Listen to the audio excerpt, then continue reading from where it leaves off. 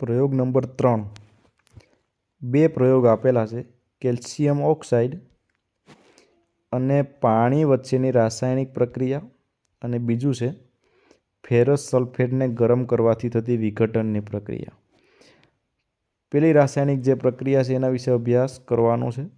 એના વિશે જોઈએ શું એમાં આવશે.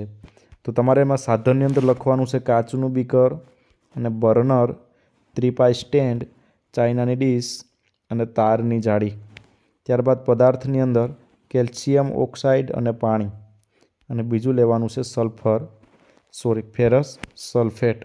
એની નીચે તમને આકૃતિ આપેલી છે. આકૃતિ તમારે અને બાજુમાં ડ્રો કરવાની રહેશે. આ આકૃતિ બાજુમાં ડ્રો કરવાની થશે. એના પછી પ્રયોગ પદ્ધતિ. તો સૌ પ્રથમ એક બીકરમાં કેલ્શિયમ ઓક્સાઇડ લેવાનું છે અને તેમાં ધીમે ધીમે પાણી ઉમેરવાનું છે. હવે આકૃતિમાં દર્શાવ્યા પ્રમાણે બહારથી બીકરને સ્પર્શ કરો અને અવલોકનો નોંધો. આ આખી પદ્ધતિ પ્રયોગ પદ્ધતિની અંદર તમારે આવશે. એના પછી રાસાયણિક સમીકરણ કેલ્શિયમ ઓક્સાઇડ.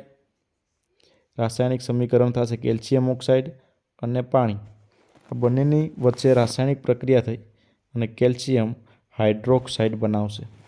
એના પછી અવલોકન આપેલું છે.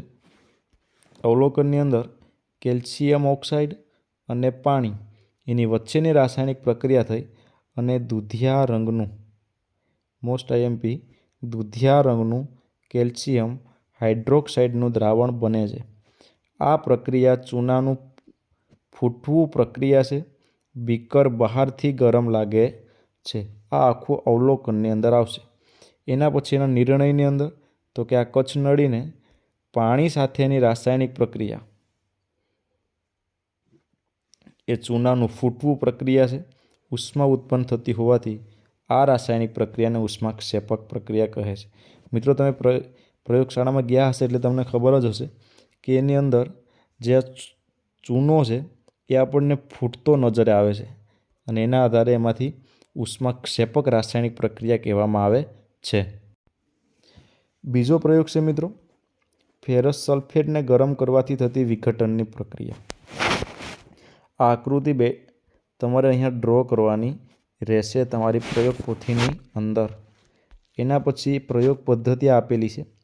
એક ચાઇનાની ડીશમાં 2 ગ્રામ જેટલા ફેરસ સલ્ફેટનો એક સ્ફટિક લેવાનો છે.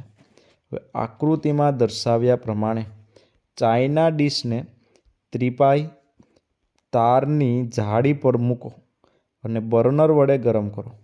બરાબર. અને એમાંથી નીકળતા વાયુની વાસની કાળજીપૂર્વક તપાસ કરી ચાઇના ડીશનો પદાર્થની અંદર અવલોકન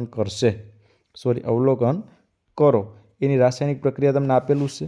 એક છે ફેરસ સલ્ફેટ FeSO4.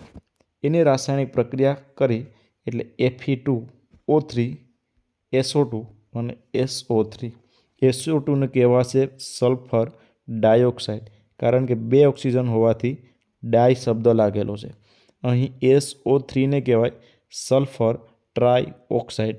ટ્રાય એટલા માટે કહેવાય કે 3 ઓક્સિજન આવેલા છે એટલે એને ટ્રાય કહેવામાં આવે છે. એના પછી અવલોકન છે. તો ફેરસ સલ્ફેટના દહનથી નીકળતો સલ્ફર ડાયોક્સાઇડ. ફેરસ સલ્ફેટના દહનથી કયો વાયુ નીકળે છે મિત્રો? Sulphur dioxide. એને કહેવાય SO2. અને બીજો એક વાયુ નીકળે છે સલ્ફર ટ્રાયઓક્સાઇડ એટલે SO3. વાયુ વિશિષ્ટ અને તીવ્ર વાસ ધરાવે છે. લાલાશ પડતા કથ્થાઈ રંગનો ફેરિક ઓક્સાઇડ પણ બને છે. બરાબર છે મિત્રો. એના પછી નિર્ણય. તો નિર્ણયની અંદર આવશે તો કે લીલાશ પડતા ફેરસ સલ્ફેટનું વિઘટન થઈ લાલાશ પડતા કથ્થાઈ રંગનો ફેરિક ઓક્સાઇડ તથા વિશિષ્ટ વાસવાળો SO2 અને SO3 વાયુ ઉત્પન્ન થાય છે. આ પ્રક્રિયાને કહેવાય વિઘટનની પ્રક્રિયા. એના પછી તમને નીચે જ્ઞાન ચકાસણી માટેના અમુક પ્રશ્નો આપેલા છે. પેલું છે ઘરની દિવાલોને ધોળવા માટે વપરાતા પ્રવાહી પદાર્થનું નામ જણાવો. એ થશે કેલ્શિયમ હાઇડ્રોક્સાઇડ. બરાબર, આન્સર નંબર બી. બીજો પ્રશ્ન, નીચેના પૈકી કઈ સંયોગીકરણ પ્રક્રિયા છે? તો calcium oxide plus carbon dioxide, આની રાસાયણિક પ્રક્રિયા થઈ અને બંને ભેગા થઈ જશે, એને જ કહેવાય સંયોગીકરણ. CaCO3 બનાવશે. એટલે કે આપણો આન્સર નંબર એ સાચો પડશે. ત્રીજો પ્રશ્ન આપેલો છે એની અંદર, નીચેના પૈકી કઈ વિઘટનની પ્રક્રિયા છે? નીચેના પૈકી કઈ વિઘટનની પ્રક્રિયા છે? તો કેલ્શિયમ કાર્બોનેટ એને ગરમ કરવામાં આવે એટલે કેલ્શિયમ ઓક્સાઇડ અને કાર્બન ડાયોક્સાઇડ. બરાબર, કાર્બન ડાયોક્સાઇડ વાયુ આપણને મળે છે. એટલે કે આન્સર નંબર ડી સાચો થશે. એના પછી ચોથો પ્રશ્ન છે, ફેરસ સલ્ફેટના સ્ફટિકનો રંગ કેવો હોય છે? ફેરસ સલ્ફેટના સ્ફટિકનો કલર કેવા રંગનો હોય છે? એ લીલા કલરનો હોય છે. એનો સ્ફટિક લીલા રંગનો હોય છે. પ્રશ્ન નંબર 5, ફેરસ સલ્ફેટનું સ્ફટિક જળ સાથેનું રાસાયણિક સૂત્ર કયું છે? તો FeSO4 7H2O. છઠ્ઠો પ્રશ્ન, કડી ચૂનાનું રાસાયણિક સૂત્ર? તો એ થશે CaO. એના પછી તમને બે વ્યાખ્યા આપવામાં આવેલી છે કે સંયોગીકરણની વ્યાખ્યા લખો. એમાં આવશે જે રાસાયણિક પ્રક્રિયામાં બે કે તેથી, ખાસ યાદ રાખજો મિત્રો, બે કે તેથી વધુ, બે હોય અથવા બેથી વધુ પ્રક્રિયકો વચ્ચે રાસાયણિક પ્રક્રિયા થઈ એક જ નિપજ બનતી હોય તેવી રાસાયણિક પ્રક્રિયાને સંયોગીકરણની પ્રક્રિયા કહે છે. બે પ્રક્રિયકો, બે અથવા બેથી વધુ પ્રક્રિયકો વચ્ચે રાસાયણિક પ્રક્રિયા થઈ અને એક જ નિપજ બનતી હોય એવી રાસાયણિક પ્રક્રિયાને સંયોગીકરણની રાસાયણિક પ્રક્રિયા કહે છે. બરાબર મિત્રો. ત્યારબાદ